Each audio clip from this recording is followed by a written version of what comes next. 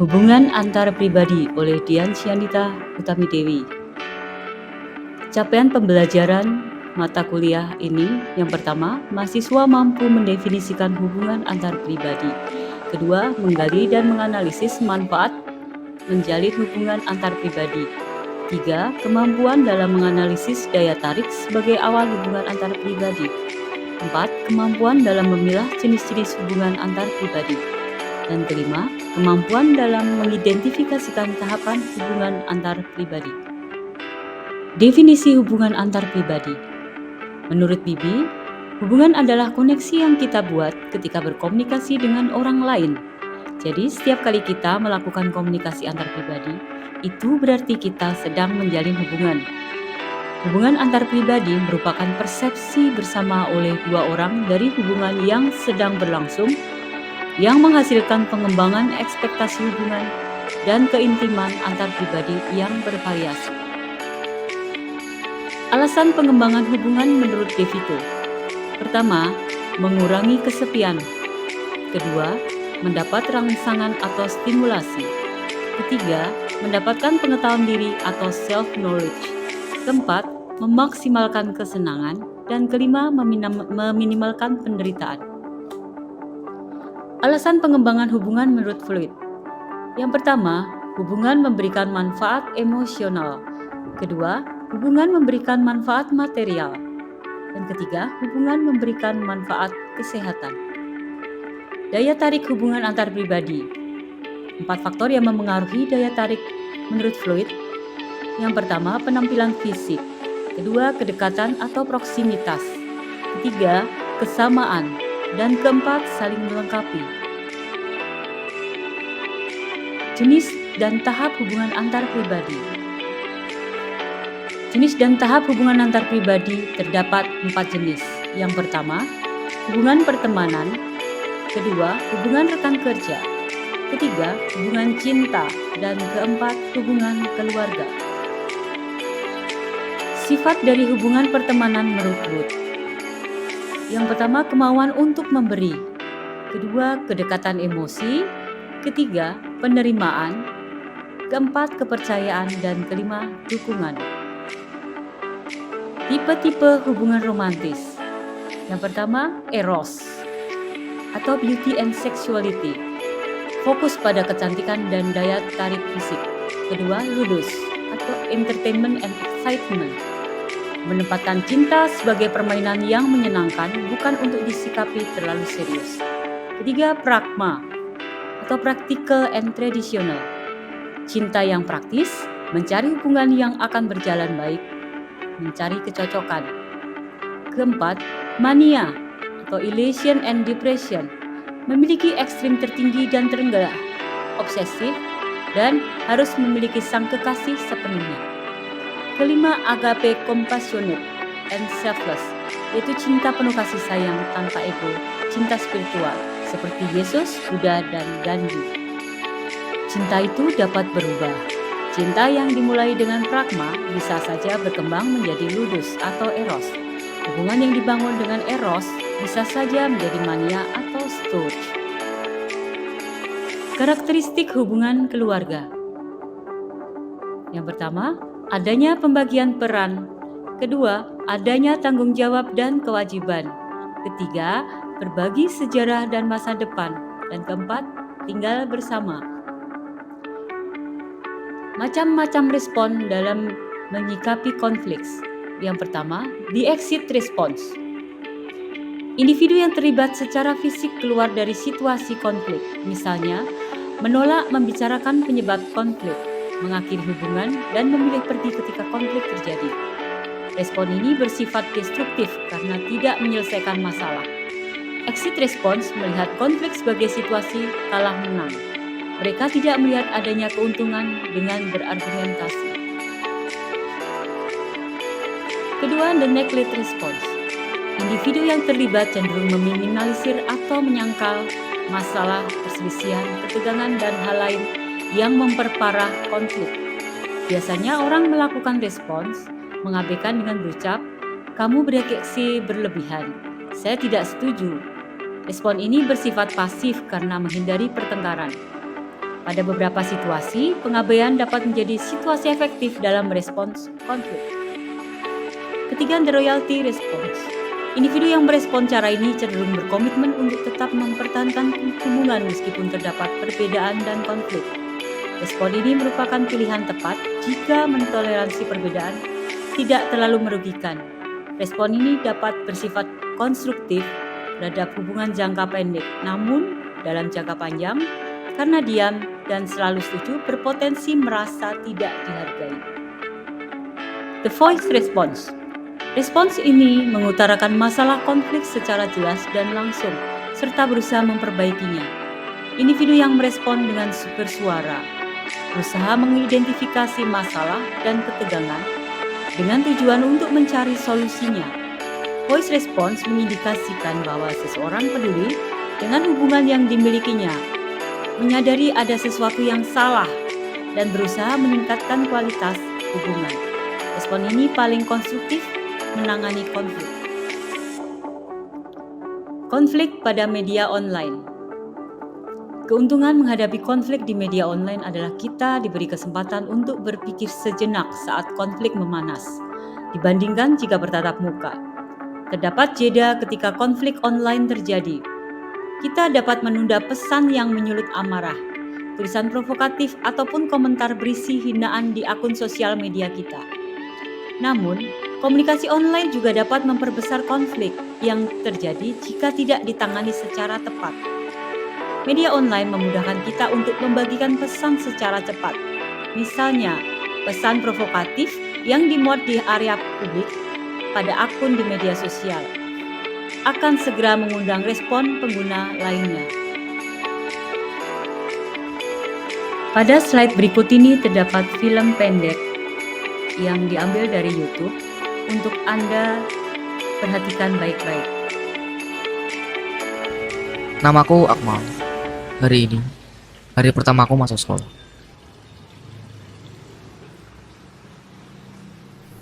Pak, ayo cepat.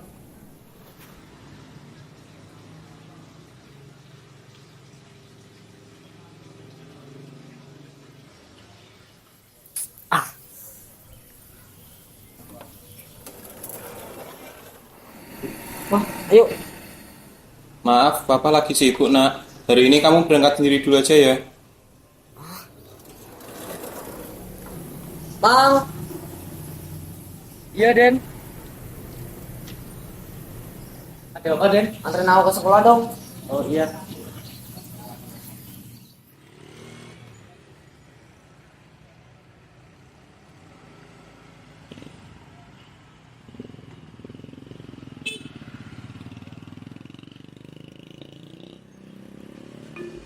Aduh,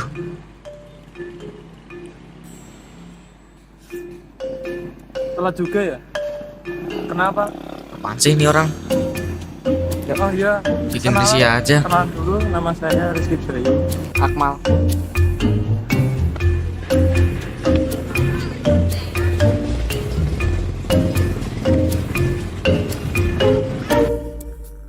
Udah sok deket, dekil, cerewet lagi. Pokoknya gue benci sama dia.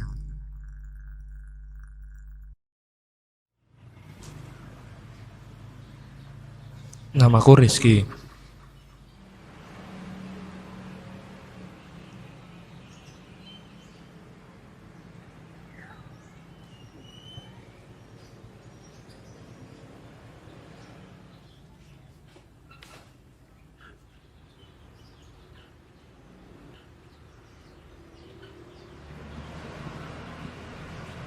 Ini hari pertamaku masuk sekolah. Pak, Bu, saya berangkat dulu ya.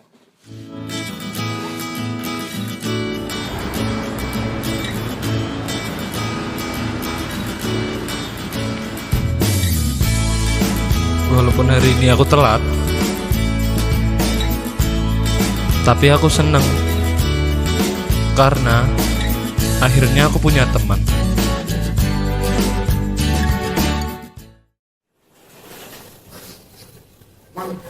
Gimana sih kok tadi kok nggak jemput? Capek tahu. Oh iya maaf Den, ini tadi banyak kerjaan. Alasan. Udah aku bikin makanan ya. Iya Den.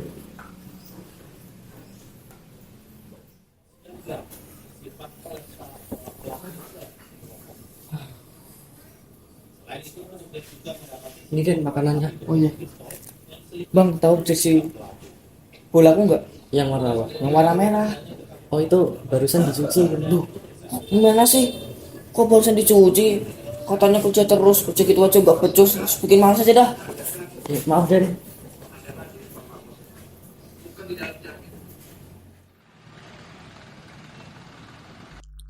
Aduh, Hei Mal. Hei Mal. Mal. Hei. Hei.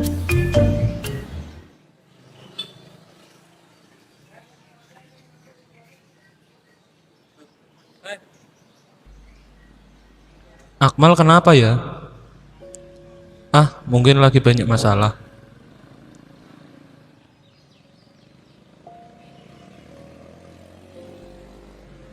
Ini keseharianku.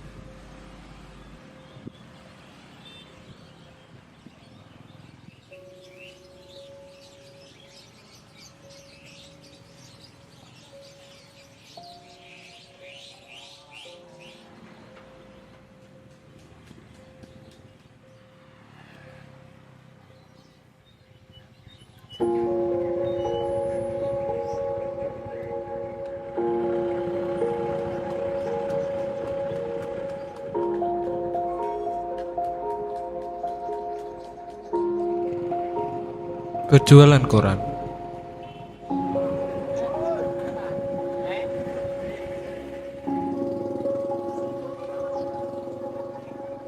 Walaupun hasilnya nggak banyak,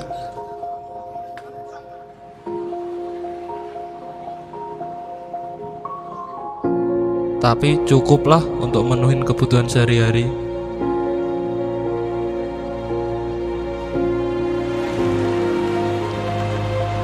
Gak cuma itu,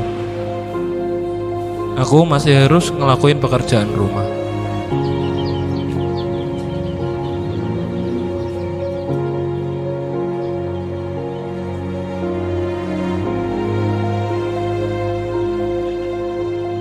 Dan belajar.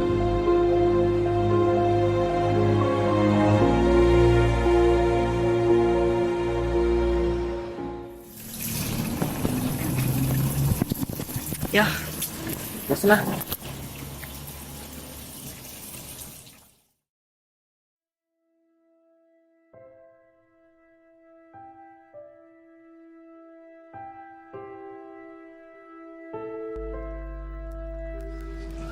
kok kepikiran ya?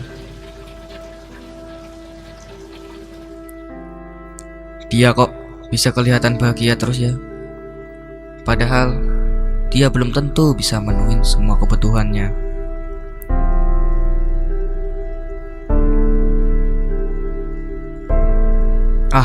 Daripada penasaran, gua buntutin aja kali ya.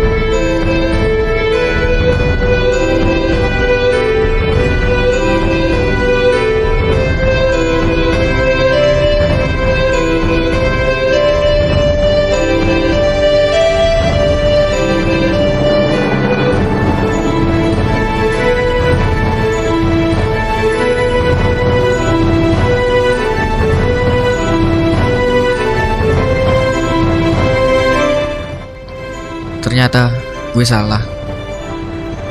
Gue terlalu ngeremehin dia.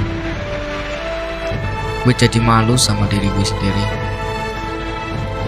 Sekarang gue sadar gue bisa bahagia dengan jadi lebih mandiri dan lebih peduli sama orang lain.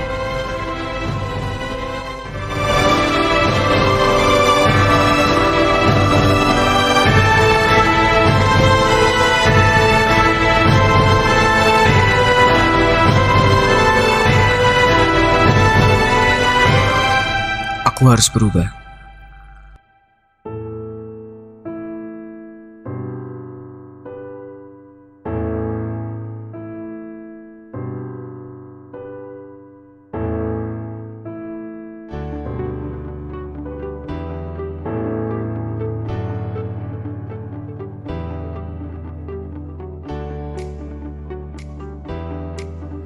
Setelah disimak, silakan dianalisis cerita yang terdapat pada film tersebut dan kaitkan dengan materi yang barusan disampaikan. Sekian materi kuliah hubungan antar pribadi. Terima kasih.